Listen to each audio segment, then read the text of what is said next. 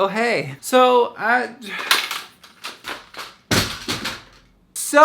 today I wanted to answer some questions from you guys from the Candid app, which is an anonymous app. All of these questions will be anonymous. Join the FotiFam group if you're not already. But I figured I should tell you why I had crutches at the very beginning of this video, and that is because I was filming a lookbook for my boyfriend.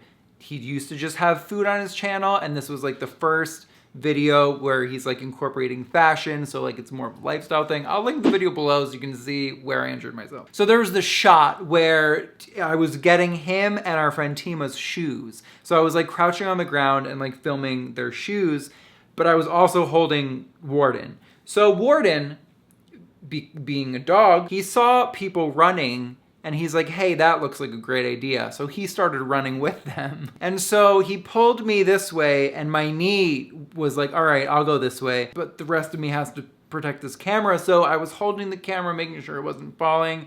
And then it just, and then that sound, like I heard it in my knee. So the tendon or ligament, whatever it's called, on the right side of my right knee got torn. And I screamed and cried, and it hurt really bad. And Ken had to take me down the hill piggyback style.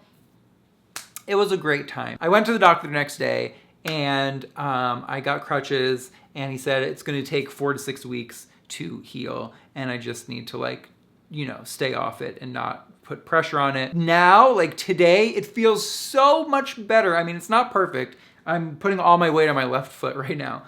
But like that day, I couldn't even like move it. I couldn't even like put my toe on the ground because that's how bad it hurt. But anyway, now that that's out of the way, let's get into the questions. My hair moves so much now, it's like jello.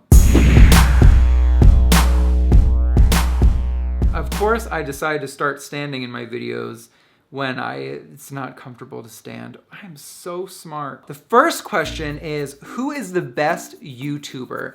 The best YouTuber, in my opinion, is Community Channel, Natalie Tran. She is by far, and for the longest time, you know what I mean? So like everything that's in her brain, I swear, like I don't know how she has access to my brain, but she's like, oh, these things have happened to you, so let me make a video about it. She's a genius. If you're not subscribed to the Community Channel, please do so. My best skill when it comes to relationships is I know how to make girls laugh and I care a lot. I think that's why girls like me. That's not a question, moving on. Does Ken's revamping of his channel include posting content to XTube?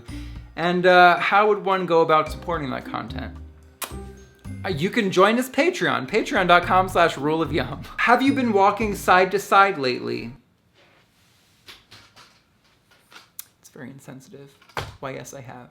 My erection has lasted longer than 5 hours. Any suggestions? I already tried geriatric clown porn, but nothing is making it calm down. I would suggest reading a holy book. What is your current food obsession? Oh, I know what it is. It's that cocoa almond spread from Trader Joe's. Hold on, I think I have it. Let me hobble away for a second. 100% not healthy, but 100% delicious. Do you believe in aliens and abductions? Yes and no. It would be like ridiculous to not believe that there's some kind of life somewhere out there in the universe, because the universe is humongous. However, we are so far away from the closest anything like Earth planet. I think like Proxima b, which is a planet that revolves around, I think like the next closest star or something to us, is still 4 light years away.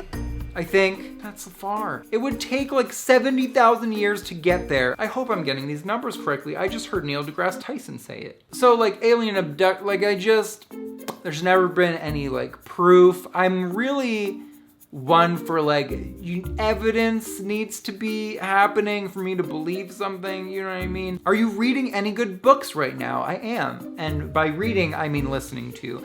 I'm listening to The Life-Changing Magic of Tidying Up, I think it's called, by Marie Kondo. The girl who reads it, it's not the author reading it, but the girl who reads it, her voice, I can only listen to so much of it at a time. But the book itself, like the content, is really good because it basically gives you principles of like not keeping so much shit around that you don't need. So like that also applies to like physical things and also your mind. Like you're saving something for a rainy day. If you live in LA, you're going to be waiting a while. I think the last time it rained was probably March. Actually, no, that's a lie. It rained the other day for like 20 minutes. Anyway, wait, I'm just gonna, sorry, my leg is getting really tired. You can't even tell that it just looks like I'm leaning. I mean, okay, anyway. Sometimes when I fart, it tickles my butthole. Thank you for that. Would you move to another country? If so, where? I don't know. I feel like probably no, like realistically. But in Fantasyland, I would love to live in London. I feel like that's, I don't know, it's just something that I've always thought that maybe one day I could do. There also was a time where I almost moved to Australia, Adelaide, because 2 of my friends and I were going to move there, but obviously that didn't happen. Moving on. Would you ever consider moving back to the East Coast? I don't know. I really like LA. Whoa, someone just posted like 9 questions in the same post. I can't, it's too much for my brain. What is your contingency plan if YouTube stops bringing in money for you? TBH, I mean, doesn't bring that much like right now. But I mean, I'm hoping, I'm a huge proponent of embracing change. I feel like wherever the wind blows, like that's where I will go. I know it's super hippie-ish, but I mean, I want to keep entertaining people. I want to have a connection with the people who enjoy the stuff that I put out there. So I feel like as long as YouTube lives, I will be making YouTube videos. I think that there are so many ways to be, I guess, like an entrepreneur, an internet-tainer, that I'll be okay, girl.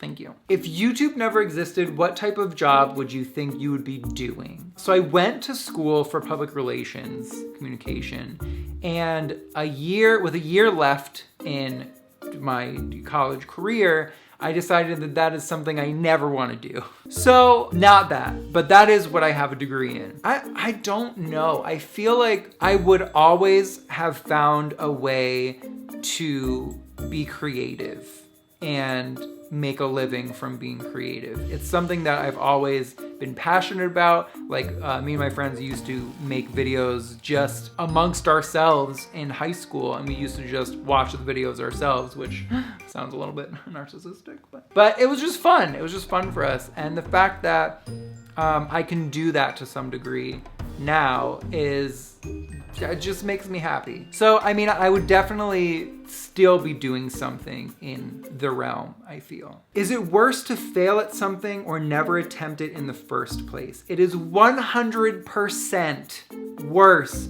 to never try in the first place. Because at least if you fail, you know that there was a chance that if you tried it, that you could have succeeded. And every time you fail, you learn something new. So say you fail once, doesn't mean you can't try it again. So then you try again and you might fail again, but you learn something new each time. And honestly, without failing, how would anyone know what to do? You have to know what not to do or what doesn't work before you find what does work. Does that make sense? Whatever's going through your mind, try it out. Trust me. What's the most uncomfortable hyper-masculine thing you've ever had to do? Okay, many, endless things. But I feel like every time I get into an Uber with a straight guy driving, I feel that. Hate it, hate it, hate it. What's your favorite recent pop culture event? Definitely Britney Spears' new album, Glory. Okay, listen. I lost some faith with Britney when she released Britney Jean. I have to be honest.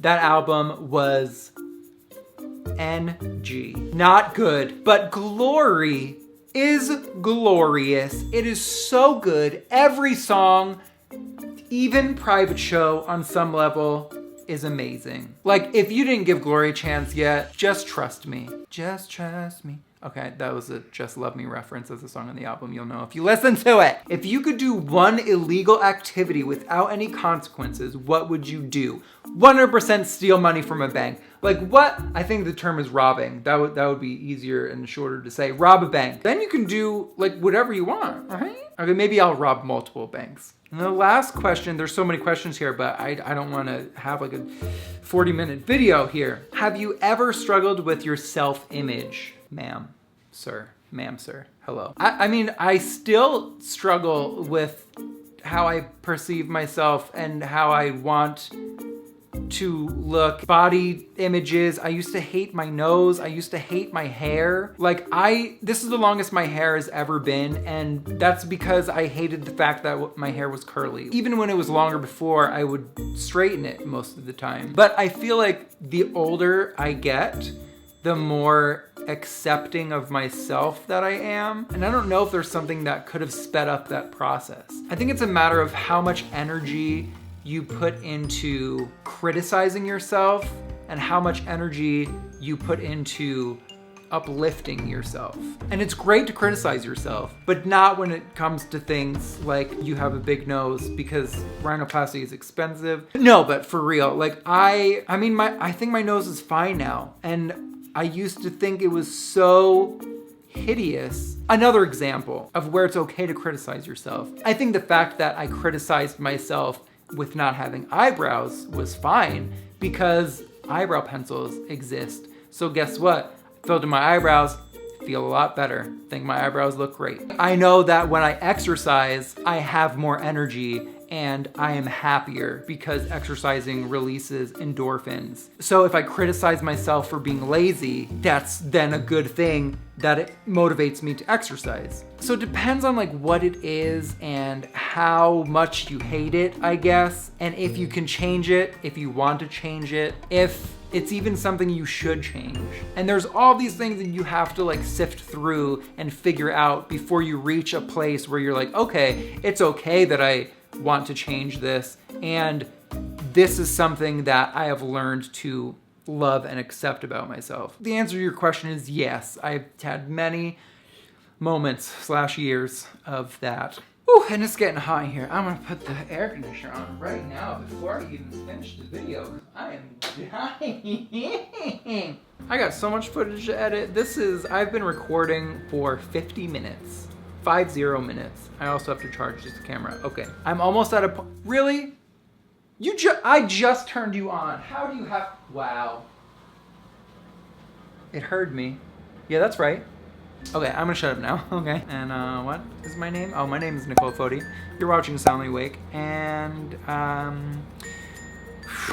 it's hot, I can't, all right, pieces.